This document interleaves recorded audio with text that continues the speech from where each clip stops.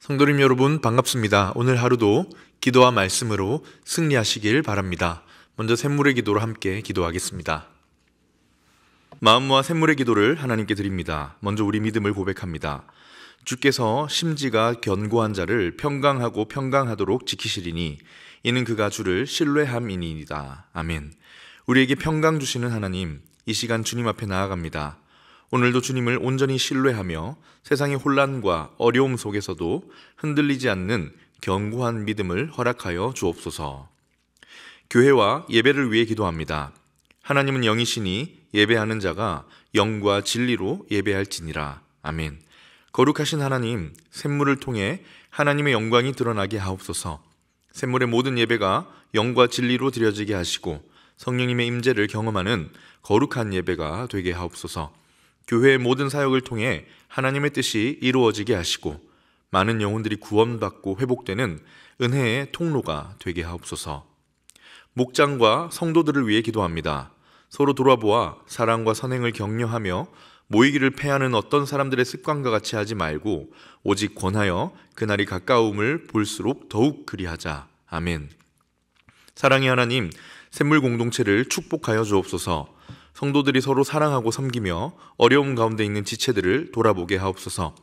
각자의 은사를 통해 교회를 세우는 일에 헌신하게 하시고 믿음의 교제를 통해 서로 격려하고 성장하는 건강한 공동체가 되게 하옵소서. 다음 세대와 청년들을 위해 기도합니다. 오직 여호와를 앙망하는 자는 새 힘을 얻으리니 독수리가 날개치며 올라감 같을 것이요 다른 박질하여도 곤비하지 아니하겠고 걸어가도 피곤하지 아니하리로다. 아멘. 소망의 하나님, 우리의 다음 세대와 청년들을 주님의 날개 아래 보호하여 주옵소서. 세상의 가치관에 물들지 않고 하나님의 말씀으로 무장하여 이 시대의 빛과 소금이 되게 하옵소서. 주님을 향한 열정으로 하나님 나라를 위해 헌신하며 비전과 꿈을 통해 하나님의 영광이 드러나게 하옵소서. 나라와 선교를 위해 기도합니다. 내가 민족들 가운데에서 주께 감사하며 열방 중에서 주를 찬송하리이다. 대저 주의 인자하심이 커서 하늘에 미치고 주의 진실은 궁창에 이르나이다. 아멘. 열방의 주인이신 하나님, 우리나라의 지도자들을 축복하셔서 공의와 진리로 국민을 섬기게 하옵소서. 세계 곳곳의 선교사들을 보호하시며 샘물이 기도와 물질로 선교사에게 동참하게 하옵소서. 북한 동포들에게도 복음의 문이 열려 함께 주님을 찬양하는 날이 속히 오게 하옵소서. 오늘도 우리의 걸음을 인도하시는 예수님의 이름으로 기도합니다. 아멘. 오늘 우리에게 주시는 하나님 말씀은 느헤미야 3장 16절에서 32절 말씀입니다. 그 다음은 벳술 지방 절반을 다스리는 아스북의 아들 느헤미야가 중수하여 다윗의 묘실과 마주 대한 곳에 이르고 또 파서 만든 못을 지나 용사의 집까지 이르렀고 그 다음은 레위 사람 바니의 아들 느훔이 중수하였고 그 다음은 그일라 지방 절반을 다스리는 하사비아가 그 지방을 대표하여 중수하였고 그 다음은 그들의 형제들 가운데 그일라 지방 절반을 다스리는 헤나닷의 아들 바웨가 중수하였고 그 다음은 미스바를 다스리는 예수아의 아들 에셀이 한 부분을 중수하여 성 구비에 있는 궁기고 맞은편까지 이르렀고 그 다음은 삿배의 아들 바룩이 한 부분을 힘써 중수하여 성 구비에서부터 대제사장 엘리야십의 집 문에 이르렀고 그 다음은 학코스의 손자 우리아의 아들 무레못이 한 부분을 중수하여 엘리야십의 집 문에서부터 엘리야십의 집 모퉁이에 이르렀고 그 다음은 평지에 사는 제사장들이 중수하였고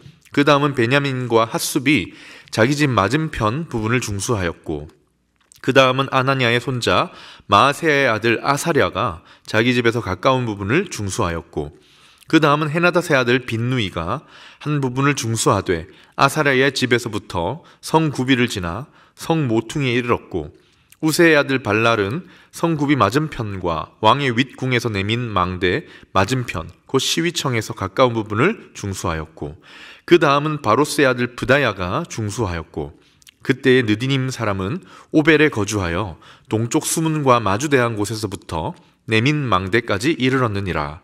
그 다음은 드고아 사람들이 한 부분을 중수하여 내민 큰 망대와 마주대한 곳에서부터 오벨 성벽까지 이르렀느니라. 마문 위로부터는 제사장들이 각각 자기 집과 마주 대한 부분을 중수하였고, 그 다음은 임멜의 아들 사독이 자기 집과 마주 대한 부분을 중수하였고, 그 다음은 동문직이 스가냐의 아들 스마야가 중수하였고, 그 다음은 셀레미야의 아들 하나냐와 살라의 여섯째 아들 하눈이 한 부분을 중수하였고, 그 다음은 베레기야의 아들 무술람이 자기의 방과 마주 대한 부분을 중수하였고, 그 다음은 금장색 말기야가 한밉갓 문과 마주 대한 부분을 중수하여 느디님 사람과 상인들의 집에서부터 성모퉁이 성루에 이르렀고, 성모퉁이 성루에서 양문까지는 금장색과 상인들이 중수하였느니라. 아멘.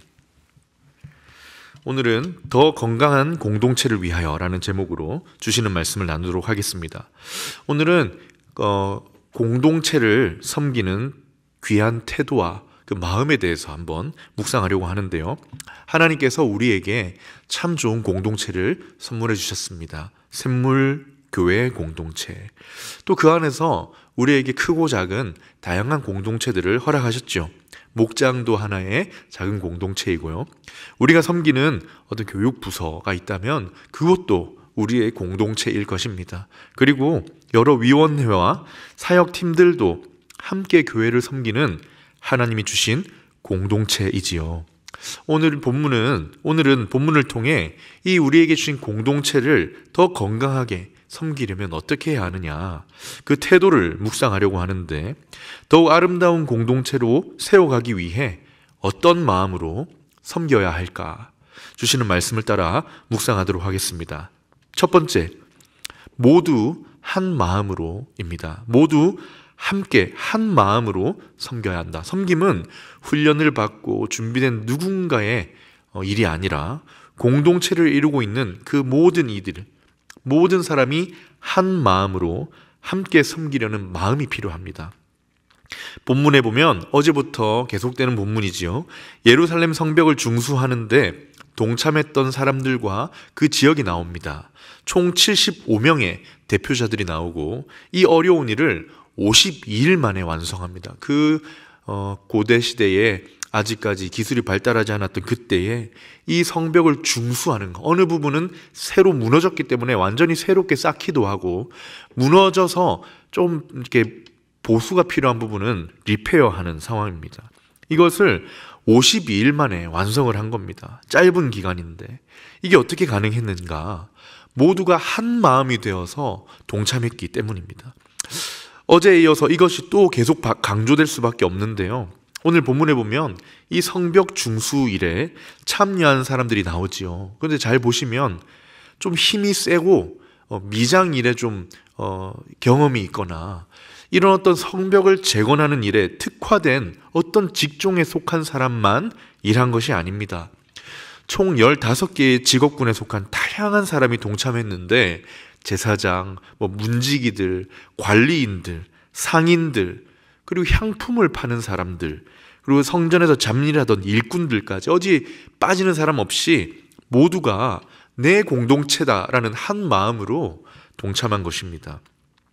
여기서 특히 주목해서 볼 사람은 제사장인데요. 두 부류의 제사장으로 나누어서 볼 수 있습니다. 이 두 부류가 다 동참을 했는데 한 부류는 22절에 나옵니다. 그 다음은 평지에 사는 제사장들이 중수하였다. 이 평지에 사는 제사장들은 예루살렘 성 밖에 살던 사람입니다. 예루살렘 성내에 살면서 성전의 일을 도왔던 사람이 아니라 바깥에서 살던 사람이에요. 좀 동떨어진 지역에 살던 사람. 그러니 엄밀히 보면 예루살렘 성벽이 재건되는 것과 이 성 밖에 있는 평지에 사는 제사장들의 생활과는 별 관계가 없습니다. 자기의 지역을 보호해주거나 자기 지역의 울타리가 아니라 다른 동네의 지역이지요. 그런데 섬기러 왔습니다. 또 두 번째 나오는 다른 제사장 그룹은 이제 예루살렘 성 안에 거주하는 제사장인데 28절에 나오죠. 마문 위로부터는 제사장들이 각각 자기 집과 마주대한 부분을 중수하였다. 차이를 아시겠죠? 이들은 예루살렘 성 안에 살면서 자기가 보호받아야 할 성벽을 제공하고 리페어한 것입니다. 기본적으로 이 제사장들 모두는 또 어떤 사람입니까? 성전에서 하나님을 섬기고 예배를 인도하는 사람들. 참 일도 많고 바쁘고, 게다가 예루살렘 성 밖에 있는 이들은 좀 이 일에서 빠질만 하기도 한데 바쁘니까 어떻게 합니까? 모두 빠지는 게 없습니다.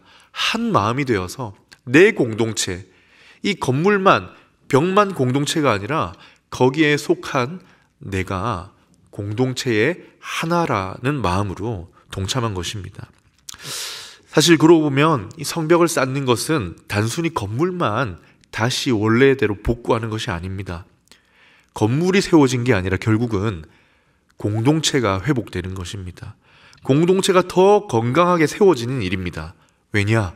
모두가 한 마음으로 동참했기 때문입니다. 사랑하는 여러분, 공동체를 위한 섬김, 우리 공동체가 더 아름답고 건강해지려면 소수의 사람들에게만 섬김을 맡겨서는 안 됩니다. 목회자나 목자의 일만이 아니라 섬김은, 이 공동체를 위한 섬김은 우리 모두를 향한 하나님의 부르심이라는 사실을 꼭 기억하시기 바랍니다. 공동체를 더 건강하게 세우려면 두 번째는 사랑과 헌신으로입니다. 사랑과 헌신으로. 일의 경중이나 일의 크고 작음을 따지지 않고 사랑하는 마음, 헌신하는 마음으로 섬겨야 한다는 것이죠. 일의 손해와 이익 따지지 않고 공동체를 향한 사랑으로 헌신하라. 일을 하다 보면 서운한 마음이 들 때가 있습니다. 억울한 마음이라고 해야 할까요? 왜입니까? 맡게 되는 일이 균등하지가 않아요. 큰 일도 있고 작은 일도 있고 조금 굳은 일도 있는가 하면 쉬운 일도 있습니다. 그리고 일을 하면 드러나서 사람들에게 보이는 일도 있고, 어떤 일은 알아보지도 못할 정도로 감추어진 일도 있습니다. 여기 성벽 중수에 참여한 어떤 이들은 마찬가지로 자기 집 앞에 있는 성벽을 담당합니다. 배려를 받은 거겠죠. 집에서 오가며 편하게 일을 할 수 있도록 한 것입니다. 그런데 반면 어떤 이들은 집 주위가 아니라 골짜기로 가기도 합니다. 심지어 분문이라는 곳, 오물을 처리하는 곳에서 일하는 사람도 있습니다. 작업하는 곳이 조금 고된 지역이기도 하지요. 그런데 이 성벽이 52일 만에 완성이 된 이유가 무엇입니까? 어떤 마음으로 했기 때문입니까? 사랑과 헌신의 마음이었기 때문입니다. 일의 경중이나 손익을 따지지 않고 모두가 한 마음이 되어 나에게 주신 공동체를 사랑하는 마음, 그를 위해 헌신한 마음으로 섬긴 것입니다.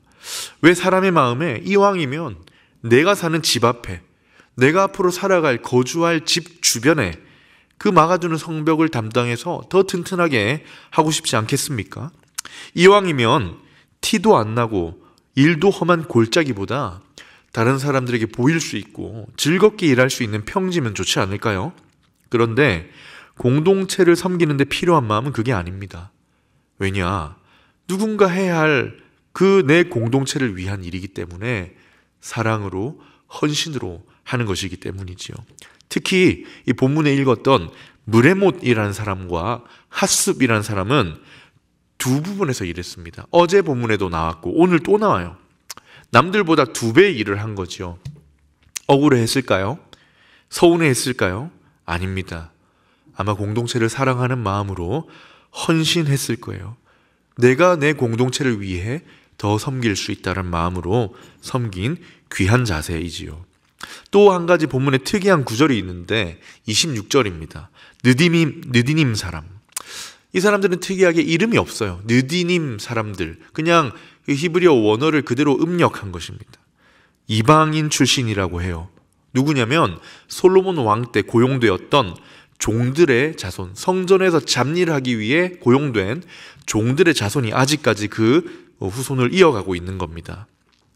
더 주목해야 할 것은 이 사람들의 출신이 이방인 노예 출신이라는 거예요. 엄밀히 말해 예루살렘 공동체는 그들의 고향이라고 할 수 있을지 모르겠습니다. 따라서 성벽을 재건하는 일에 조금 소극적일 수 있잖아요. 내 일이 아닌데 그런 생각이 들 수 있지 않겠습니까? 그런데 이 사람들도 책임을 다합니다. 한 파트 맡아서 헌신합니다. 그러니 52일 만에 완성할 수 있었던 거예요. 왜입니까? 사랑과 헌신으로 했기 때문입니다. 일의 경중을 따지거나 내 일이냐 네 일이냐, 뭐가 더 크고 작은 일이냐가 아니라 내게 주신 공동체, 내가 사랑과 헌신의 마음으로 섬겼기 때문입니다. 우리도 공동체를 더 건강하게 세워가는데 헌신하면 좋겠습니다. 그 마음을 한번 돌아봅시다. 바라기는 사랑과 헌신으로 섬겨 더 아름다운 공동체로 세워가는 우리가 되기를 소망합니다. 마지막 세 번째, 더 건강한 공동체로 세우기 위해 하나님 앞에서 라는 마음으로 섬겨야 합니다. 하나님 앞에서 누가 알아주지 않더라도 하나님이 기억하신다라는 믿음입니다. 오늘 성벽 중수에 참여했던 사람들에 대한 하나님의 배려하심이 보입니다. 무엇이냐? 공동체의 재건을 위해 섬겼던 사람들의 이름을 다 기록해 놓으셨어요. 성경에 다른 기록해야 할 사건들이 참 많은데 이렇게 3장 전체에 걸쳐서 길게 이들의 이름을 빠짐없이 기록을 하셨습니다. 왜일까요? 하나님이 내가 기억한다라는 걸 보여주시려는 것 같습니다. 섬긴 사람들의 이름을 영원히 기억한다. 심지어 여기에는 이름이 없는 사람들도 있죠. 느디님 사람, 드고아 사람들, 제사장, 금장색 상인들, 이름이 안 나옵니다. 하지만 이 사람들도 어떤 마음으로 섬겼을까? 하나님 앞에서. 누군가 알아주지 않아도 하나님이 내 이름을 기억하신다. 누구보다 특히 누구의 이름이 안 나옵니까? 느헤미야의 이름이 나오지 않습니다. 우리가 읽은 16절에는 이 지도자 느헤미야가 아니라 다른 느헤미야예요. 의도적으로 자기 이름을 뺀 거죠. 이렇게 다 써놓고 마지막에 이럴 수 있지 않습니까? 이 일을 느헤미야가 감독하였다. 그런데 없어요. 자기 이름은 왜 뺐을까요? 하나님이 기억하시면 되니까. 하나님 앞에서 일한 것이니까. 그리고 함께 했던 다른 이들이 더 드러나게 해주려고 한 것이 아닐까요? 그의 믿음이지요. 하나님이 기억하시면 그걸로 충분하다. 우리 교회에도, 우리가 속한 공동체에도 이런 분들이 계십니다. 누가 알아주지 않아도 하나님이 아시니까 나는 그분 앞에서 섬깁니다. 참 귀한 분들이죠. 이런 분들 때문에 52일 만에 그 누구도 하지 못했던 예루살렘 성벽이 재건이 됩니다. 이를 통해 성벽만 다시 회복된 게 아니라 귀환했던 공동체가 힘을 받고 일어납니다. 그리고 아름답게 더 건강하게 세워진 것이죠. 바라기는 우리도 그런 마음으로 섬기면 좋겠습니다. 누가 알아주지 않아도 하나님이 기억하신다. 말씀을 정리하겠습니다. 오늘 우리에게 주신 샘물 공동체, 우리 공동체에 대한 우리의 마음을 돌아보면 좋겠습니다. 모두 한 마음으로, 누구 하나 빠지지 않고 모두 한 마음으로 섬기는 것, 사랑과 헌신의 마음으로 섬기는 것, 마지막으로 하나님 앞에서 섬기는 귀한 마음, 이 마음 위에 하나님이 역사하시고 우리에게 귀한 은혜 주실 줄 믿습니다. 바라기는 샘물의 성도님들 모두 멋지고 귀한 섬김의 사람들 되어 우리에게 주신 공동체를 더 건강하게 세우는 데 쓰임 받으시기를 주 예수님의 이름으로 축원합니다. 아멘. 기도 제목을 함께 나누고 기도하겠습니다. 우리의 섬김의 마음을 돌아보면서 하나님, 섬김의 기쁨과 영광 나에게 허락해 주옵소서. 나도 한 마음으로 내게 주신 공동체를 사랑하며 헌신하게 하며 섬기게 하시고 하나님 앞에서 섬기는 우리가 되게 하옵소서. 또한 우리 교회 공동체, 내가 속한 공동체를 위해 한번 중보하며 또 개인의 기도 제목으로 기도하도록 하겠습니다.